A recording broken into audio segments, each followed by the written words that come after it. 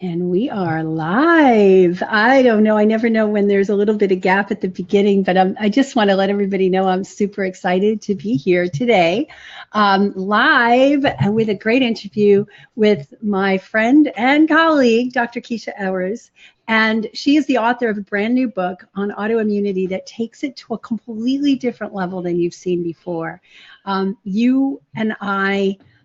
You hear me talk all the time about autoimmune conditions and gut health and heavy metals and stress and all this stuff, but nobody's really talking about it the way that Dr. Keesha is talking about it, because she's talking about it from the standpoint of adverse events that happen to you early in childhood. I'm going to turn this off. Because I'm hearing an echo. Let me move it away. All right. So she's going to talk to you about some things that happen in your childhood that actually can be impacting you and causing your body to go into this autoimmune response. And I've never heard anybody speak about this before. So I'm just really excited for us to be here today to have this conversation. So hello, and thanks for taking the time today. Oh, thanks so much for having me on. This is an important subject, so I love talking about it. I think it is, because I don't know about you, but well, I know about you, but I don't know about everybody else who's a practitioner. But you see this all the time, that people are struggling and they're eating good food and they've made their changes and they've done their gut repair and they're still having issues. Right. And a lot of it is buried deep into their psyche of those things that happened to them real early on.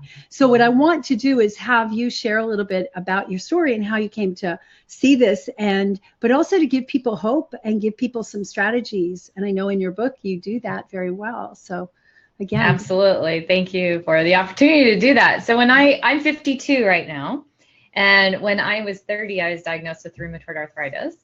And of course, in the Western, I call it the standard American model of medicine, or Uncle Sam model. Yeah. That actually is incurable. So basically, it's a terminal illness, if you really think about it, right? An incurable illness means a terminal illness. And one day I'm running marathons and I'm in intensive care unit. I'm doing all of this, I'm raising 4 children, have a great life, and all of these things are happening. And the next day, and this is how my patients describe it too, all of a sudden, I wake up with swollen joints, red and inflamed. It looked like I gained 10 pounds in the night. I was puffy everywhere and couldn't get out of bed, had no energy, and just really like Wile E. Coyote in the Roadrunner cartoon had dropped an anvil on my head from a cliff, So I went in, of course, and got tested. And at that time, I was only in the standard American model of medicine. So I went to a rheumatologist and wound up finding that I had rheumatoid arthritis. And it was advancing really quickly. My joints were huge and they were starting already to turn. And when she asked me if I had it in my family, I said, oh yeah, my grandfather had this, I think. I never knew him, but I think I remember family lore saying he had it. So she said, okay, well, it's genetic, and here's some methotrexate and a non-steroidal anti-inflammatory drug prescription. Take them and come back if it doesn't improve. And when you get worse, come back and we'll put you on something stronger. Oh, wow. And I'm thinking, of course, I asked well, is there anything I can do with my diet? No, this is genetic. So, I went home and luckily I'm very curious, and I always call myself a science geek, science whore, I call myself, really, because I'm always like, so I went onto the internet, and in those days it wasn't Google, it was Ask Jeeves. And I started asking, about what were some other things you could do for rheumatoid arthritis. I couldn't find anything, but I found in PubMed some studies on yoga and autoimmune disease in general. So I did my first yoga class, and the teacher happened to talk about this word, Ayurveda. So I went home and looked up Ayurveda, and it explained so much about what was going on for me, because one of the things Ayurvedic medicine, which is the 10,000-year-old sister science of yoga, comes from India. It says that we're not all the same person. Well, for me, that was fairly revolutionary. Not fairly, it was really revolutionary. And as I delved into Ayurveda and I really started understanding my body type, what was going on, how to eat for it, I read that according to Ayurveda, the autoimmunity is actually undigested anger. And I learned how to meditate as I was becoming a yoga teacher and doing all of these things. And as I sat in meditation one day with that knowledge, I started thinking about the word autoimmune itself, and I realized that meant I was attacking me. Auto meant my immune system was killing me. And I thought, I'm committing suicide. That's really what I'm doing in a societally acceptable way. And I thought, when's the first time I wanted to die? And that was a really interesting question, because it took me, I went back on my timeline, and I discovered, of course, I already knew about this, but here's this 10-year-old little girl who was being sexually abused by her vice principal in elementary school. And nobody that I told would actually really understand what was going on, because, of course, I probably didn't use the word abuse, and I didn't use the word sex, and I was just uncomfortable and halfway thinking it was my fault because he told me because I was bad, right? And so it was like this huge mind fuck. So as I went back and I found her, I went, oh yeah, of course I wanted to die then. And the undigested anger, I'd never processed it through all the way. I'd compartmentalized it. And whenever you do something like that, and this is where the ACEs study comes in, it's the Adverse Childhood Experiences Study. It was conducted between 1995 and 1997, over 17,000 participants. The Centers for Disease Control co-authored it, and Kaiser Permanente co-authored it. And what they were looking for is, does adverse childhood experience affect adult habits or health? And health. And they found that yes, it does. And over 2/3 of those 17,000 people in the study reported an ACE score of at least 1, which means they looked at 10 different forms of abuse and neglect. So parent being incarcerated, parent being addicted to an alcohol or other substance, divorce, so abandonment stuff, neglect stuff, and then emotional, sexual, physical abuse, those kinds of things. And, over 2/3 of people said, yes, I experienced at least one of those things. Yeah. The higher the ACE score, the bigger the risk of developing a chronic illness like this. Heart disease, cancer, autoimmune disease, also addictions, calling in sick to work, sexual promiscuity, sexually transmitted illnesses, self-neglect. All of these things are compound.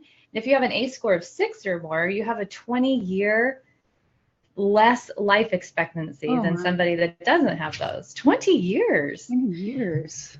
I know. And so, I didn't know about that study at the time that I was meditating that day, but I realized that my cells had agreed with my mind.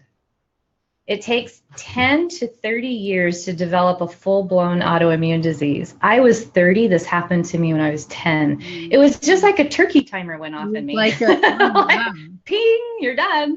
And so what I got was, my biology, right, went with what my thought processes were at the time.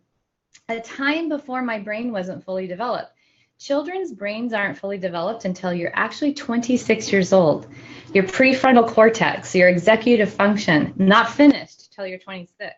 So all the meanings that you make up about your childhood experiences are done with an immature brain. Child brain, yeah. Right? And so my immature brain said, well, this must be my fault. This world's not safe. I'm not worth protecting, all of those kinds of things. So when I come into adulthood then, those are my triggers. Those are the buttons that get pushed. Yeah. So the beauty of rheumatoid arthritis for me was that it turned me on to all of that. I had to start examining all of those things. And within 6 months, my RA was gone. Wow. Reversed. What did you do? I mean, examining it is one thing, but actually being able to come to terms and reverse that. Trauma release therapy. Wow. Therapy. And in this book, the Solving the Autoimmune Puzzle, I actually have the belief swaps that you can do. And then I have a gray box in here that says, here's how you know if you need a therapist to help you with this. People often think of therapy as something that's bad or that they're broken, and I always say in there, gosh, if we all need to borrow a brain sometimes, right? We all need to borrow someone else's brain because our brain comes up with the problem and then we expect it to make the solution too. That doesn't work, Yeah. So it can be like, and I have an illustration in this book that I love that I created of a dog chasing its tail, T-A-I-L, and I say our minds will chase its tail, T-A-L-E. We go around and around and around, right, with our tail as we tell our story. And if we're in a victim space, then we remain in a space that we're actually more at risk for some of these illnesses. Wow. When you can actually say, oh my gosh, my sexual abuse is the best thing that ever happened to me, which is where I'm at now. Because what was it? For me, it was probably, this is my spirituality is that we have certain things that we want to learn in our lifetime. And mine was obviously forgiveness. And so I had to have something to forgive, right? And so for me to develop in my consciousness and expand, then I had to have that. And we all are hurt in childhood in some way, shape, or form. We all are. And I always say now that there's no child left behind in trauma. And when you think about it, you know, one day, little girls are the worst too.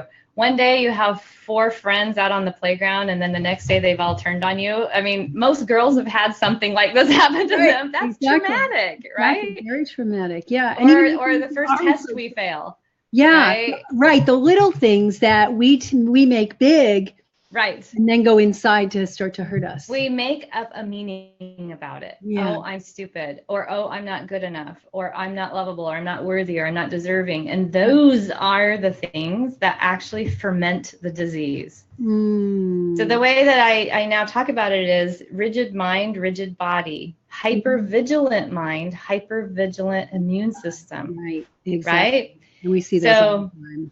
Exactly. So I wrote a whole program called Unbroken as a do-it-yourself therapy for this, because I know now that everybody has something. I'm a therapist and a medical provider. So I found out really early in my practice that you can't separate these things the way we keep trying to, right? We try to, right? We can try really hard, and you could just look outside and know it's not working. You just know it's not. And so there's nothing that someone sits across from me at my desk that can't be separated from their emotional, mental, and spiritual world that's in their body.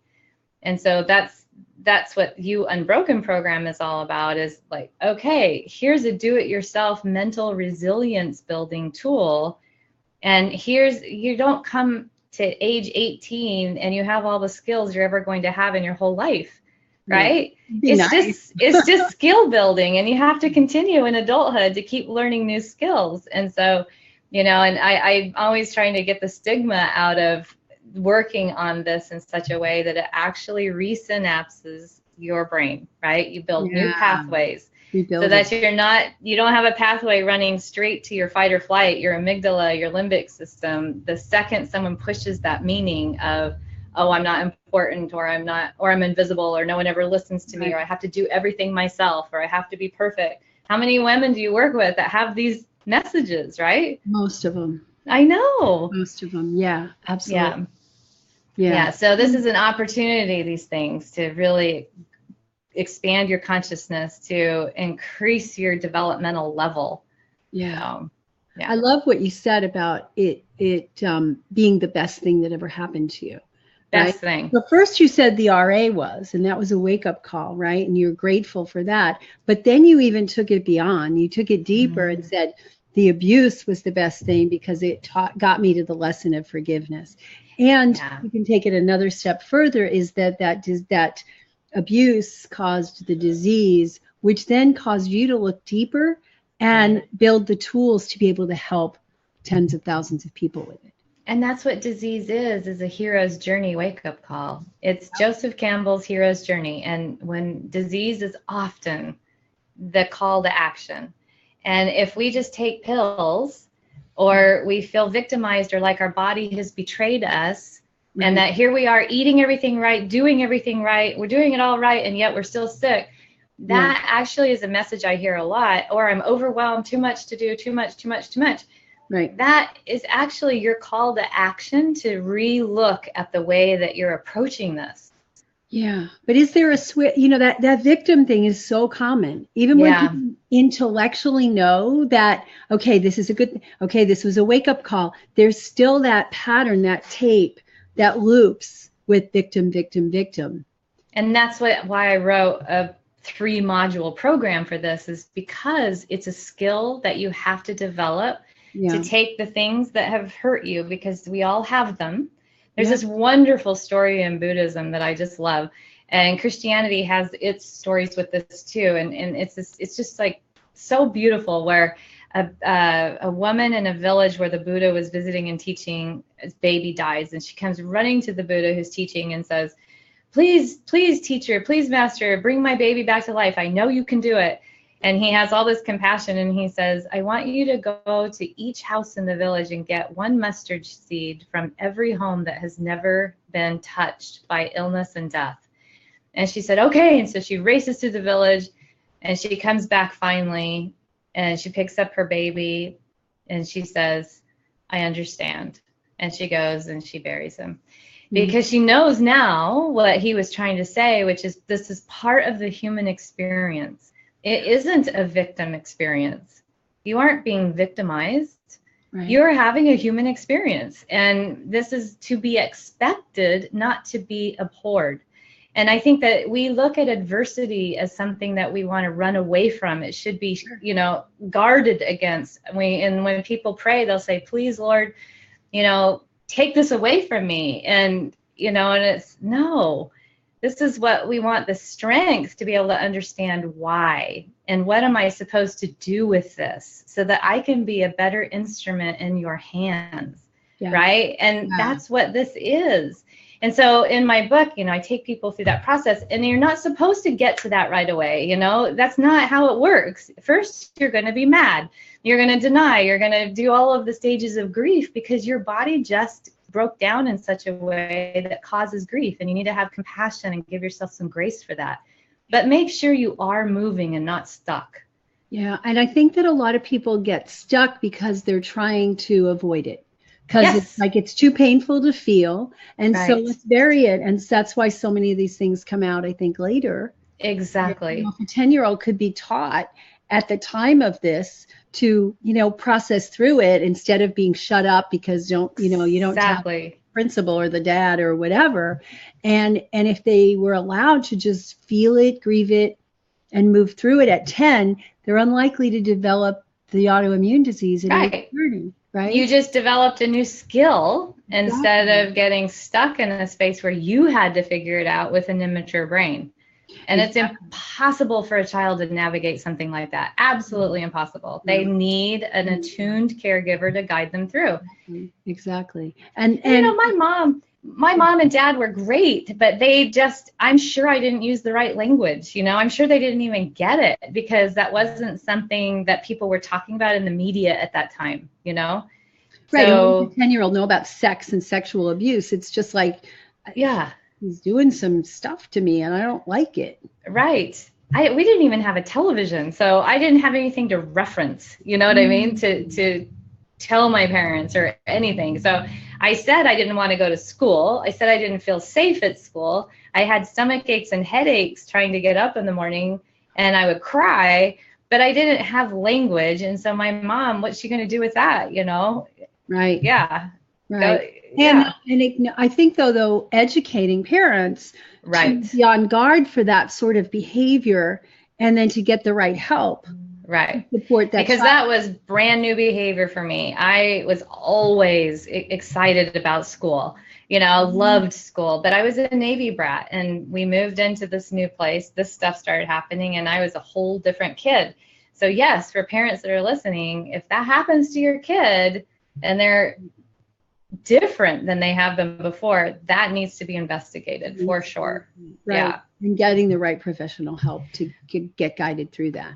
But it's not my parents' fault. And so that's there's another exercise I take people through in this book where, and this is tough for people, and it's not to be done at the very front part of your, your healing. It's at the end part where you actually get to say, okay, so what ego characteristics does my perpetrator, my abuser, have that drove him to do that action?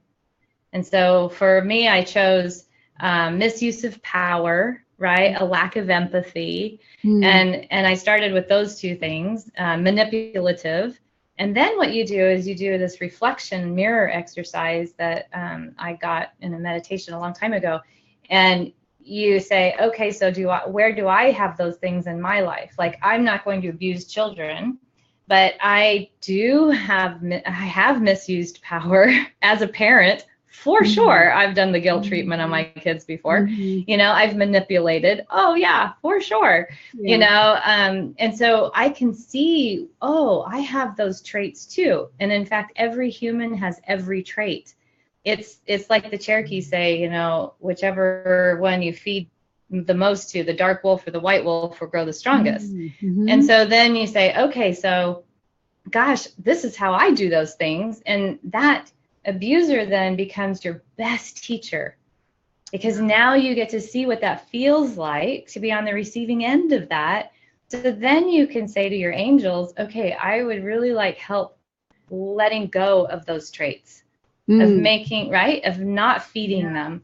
And so then you get to watch in yourself your ability to be able to transform those into something else. And then you start having boundaries with people that have them, but also compassion and not judging them, because you go, oh, I've been there before. I know what it's like to be manipulative, you know? And so then you can have a boundary, and you can also have compassion for them.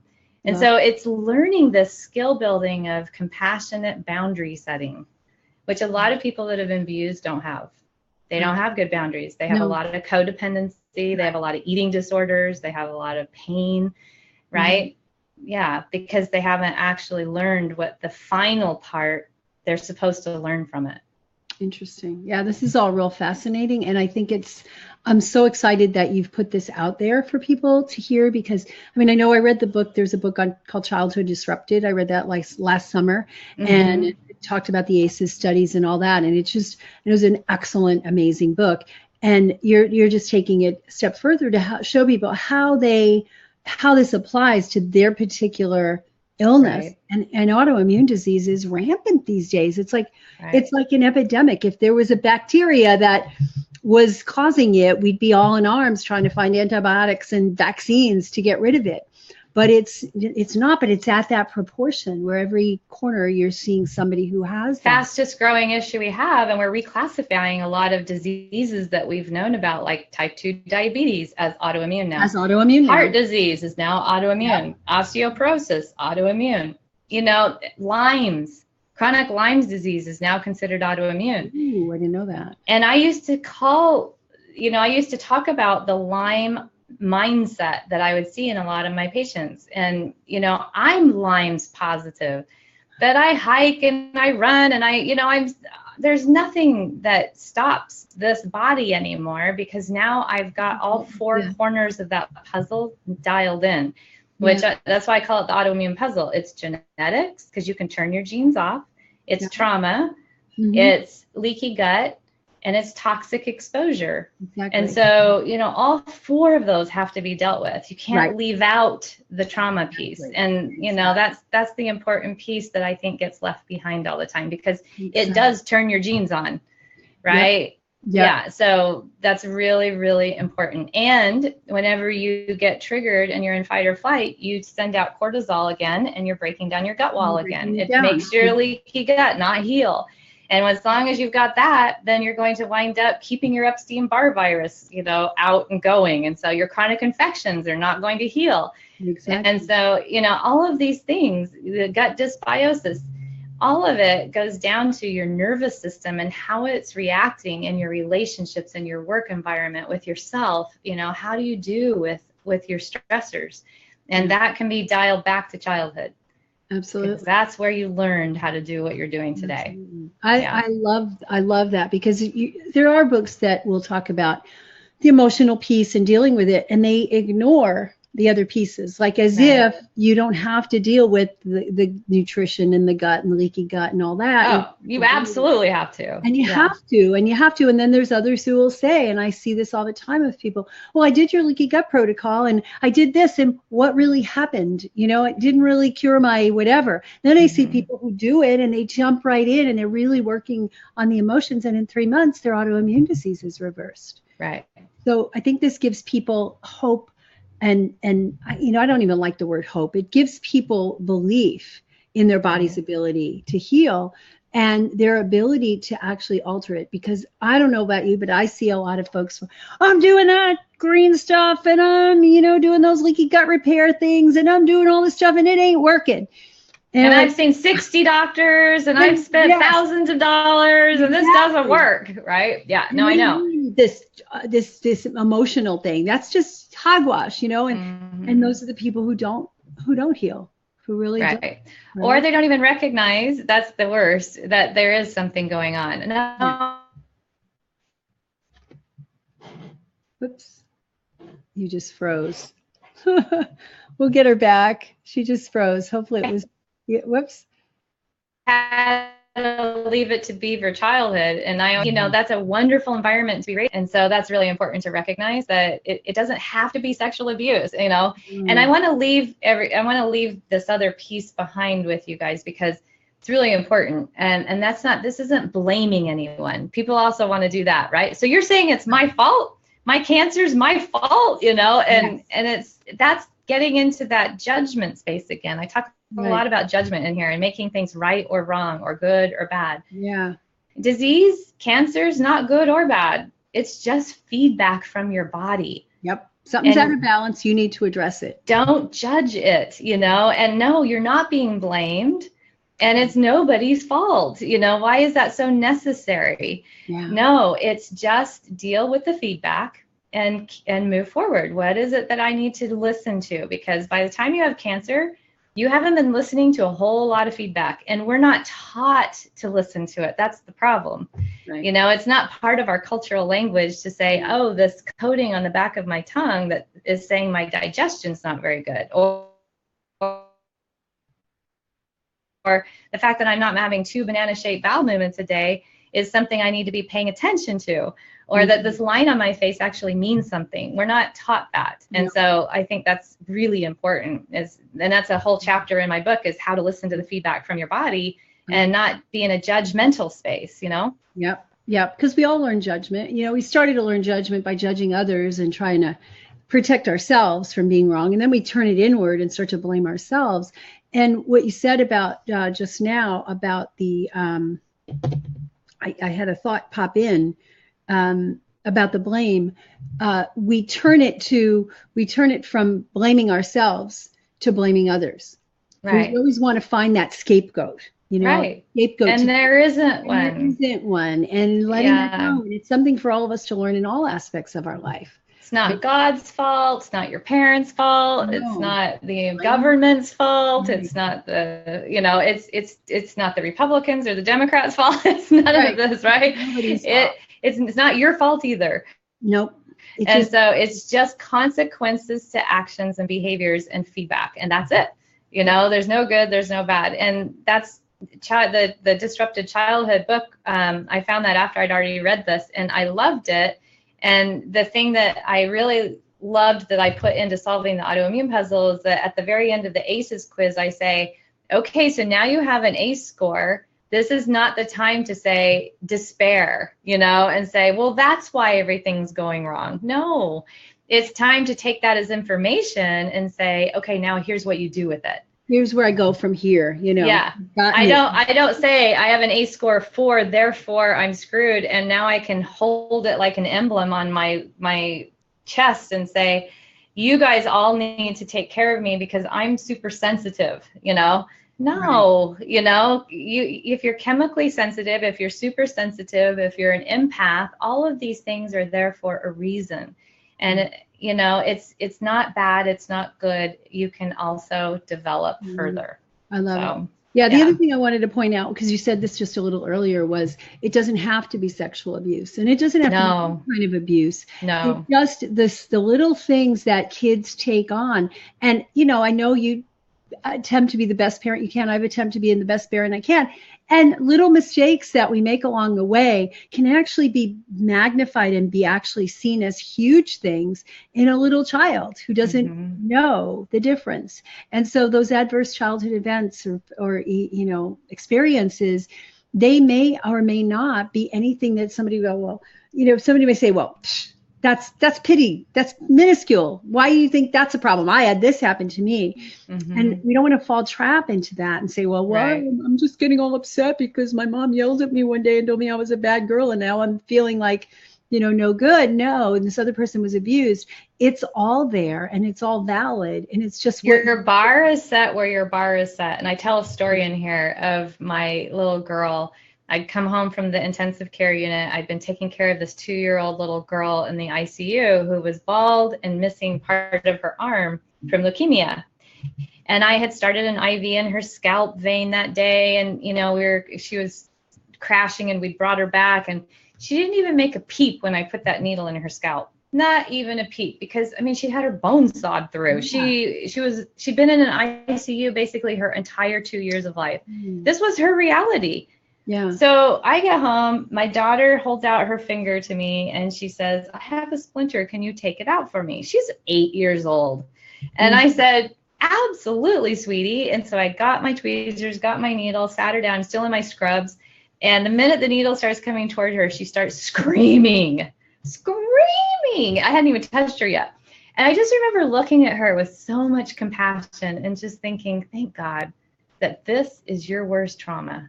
Thank God, and I just hugged her, and I was so happy that this was the thing she would scream about after comparing to this little girl. It's wherever your bar is your most traumatic event.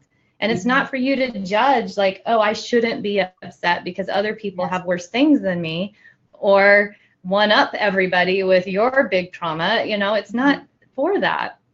So the way that I think about this is adversity is a spiritual gymnasium. When you go into the gym, you have to put a weight in here if you're going to actually get a bicep muscle. You can't just go like this and develop a bicep muscle, right? Yeah. You got to do something. Use a weight, get on the floor and do planks, whatever you're going to do to develop this muscle. Well, that's exactly what adversity is for our spirit and our character, right? Yeah. It's the weight. And we have to have it if we're going to be polished into a pearl, into the gem that you're meant to be, the wise woman elder, or the wise man elder. You have to have these experiences. So instead of shunning them and trying to get away from them or popping Advil to stay out of pain, no, just start going, oh, this is my sandpaper. This is it. What am I supposed to learn from this, right?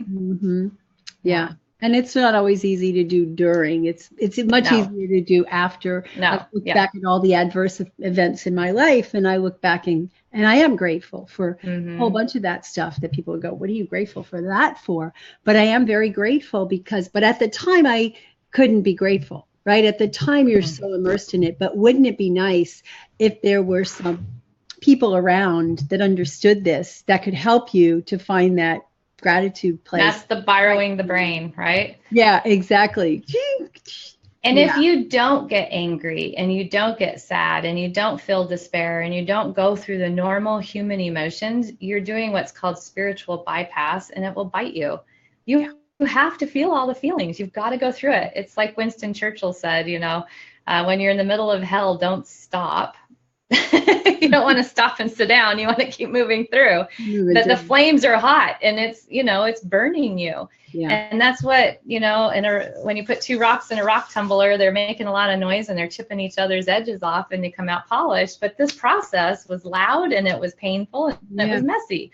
So you've got to allow yourself to be messy. Yeah. And to break down, because it's only with the breakdowns that you get breakthroughs. You have to have the breakdowns. And so you've got to give yourself permission to cry and scream and be 2 years old if you need to, but don't get stuck there. Don't get stuck, right. Yeah. Many people do get stuck back there. Right. A lot of it. I love it. Right.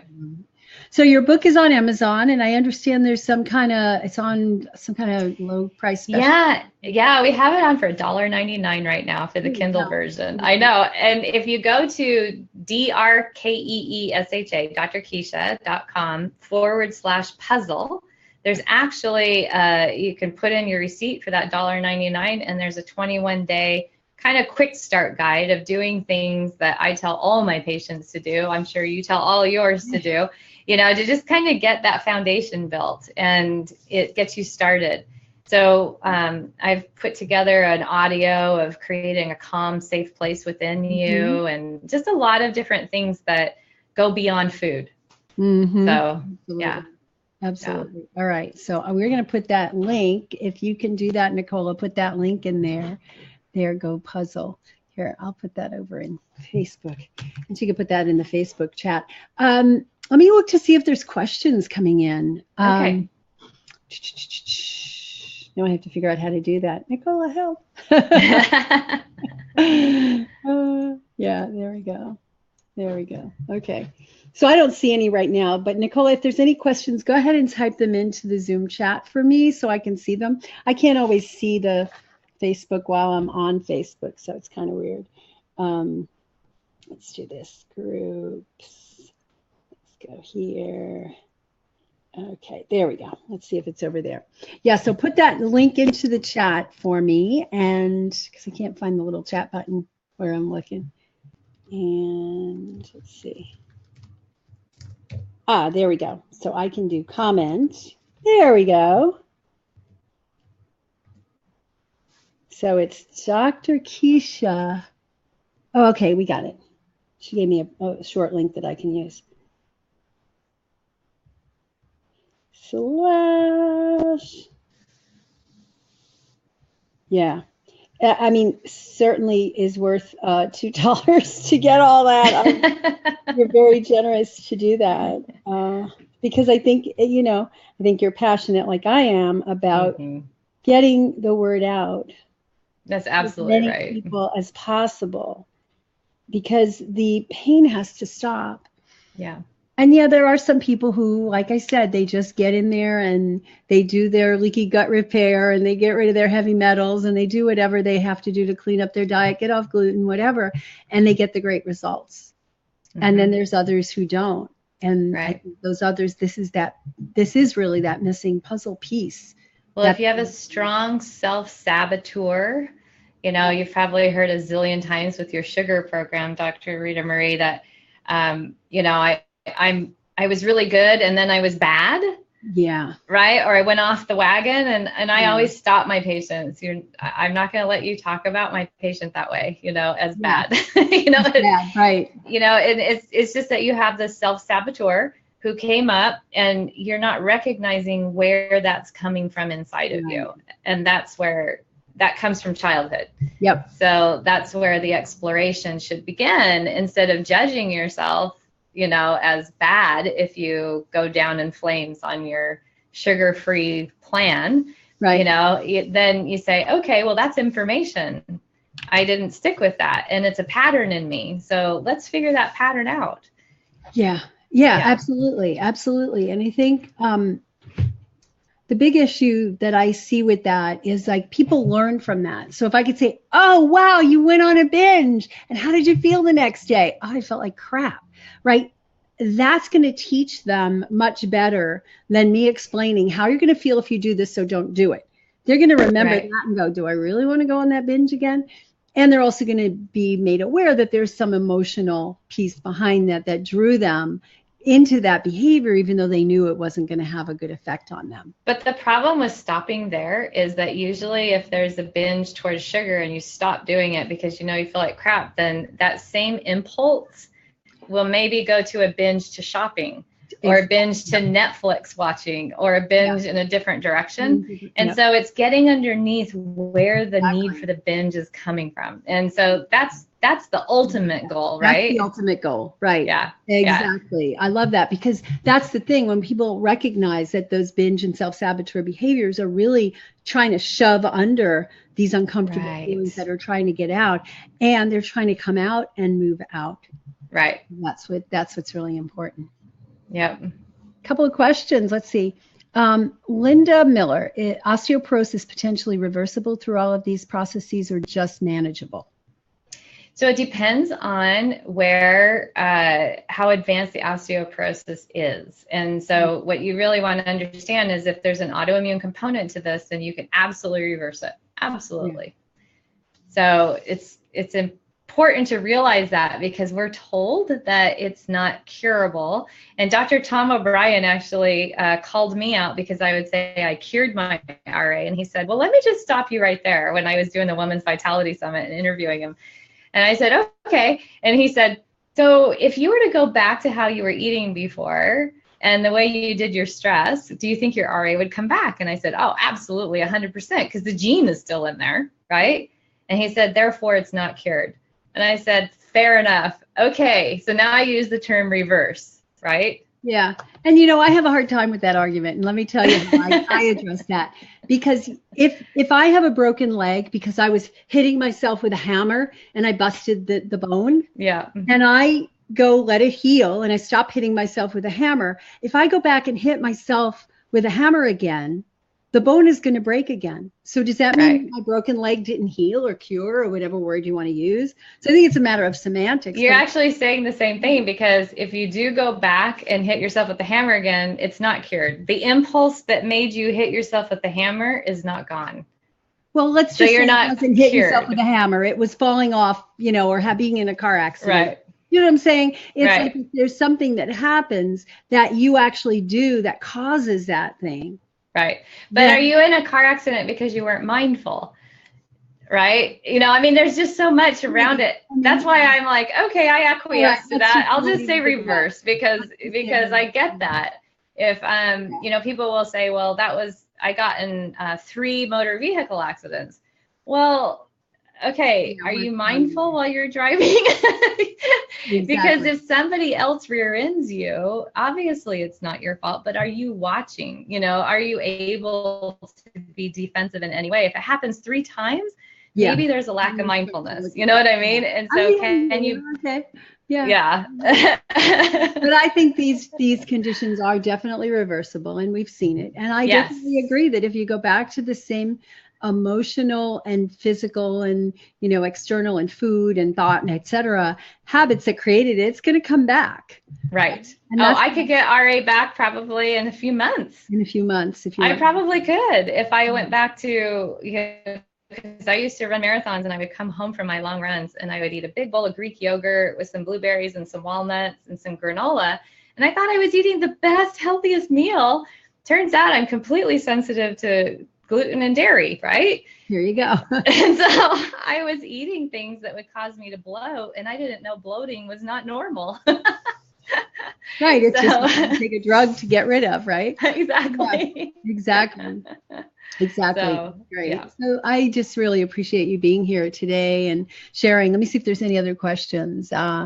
Jordan, do you believe any certain food testing, like muscle testing, pulse testing, or anything else? I do. I actually, muscle testing is interesting. I like it and I believe in it, but also the person that's doing it has to be clear.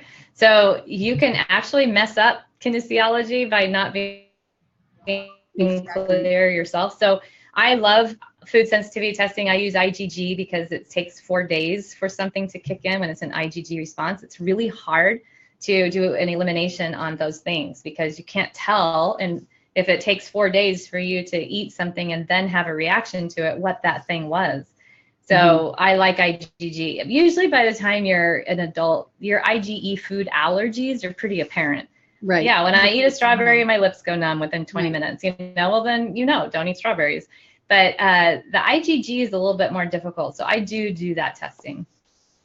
Great. Anybody else? Any questions? Last chance. Put your questions in. I would love to see you put a lot of hearts and likes in here for Dr. Keesha, because she's shared some really vulnerable stuff, her own story, and she's putting it out there to the world. And I think this information is life-changing. So go ahead and, just send some likes and loves, and yeah, there we go. Lots of little hearts and likes coming through. Great. Yeah. And if there's any questions, just go ahead and type them in and Nicola will pass them on to me because I can't see them. I don't know where they go. Make sure you share it with my Facebook too. Oh yeah, absolutely. Absolutely. We could do that. All right. Thank you, Dr. Rita Marie. It was such a pleasure to be able to be with all of you out there. And thank you so much for having me on. And thank you for doing this. Thank you for really putting this out in a book, in a format, in a program where people can actually get the help they need.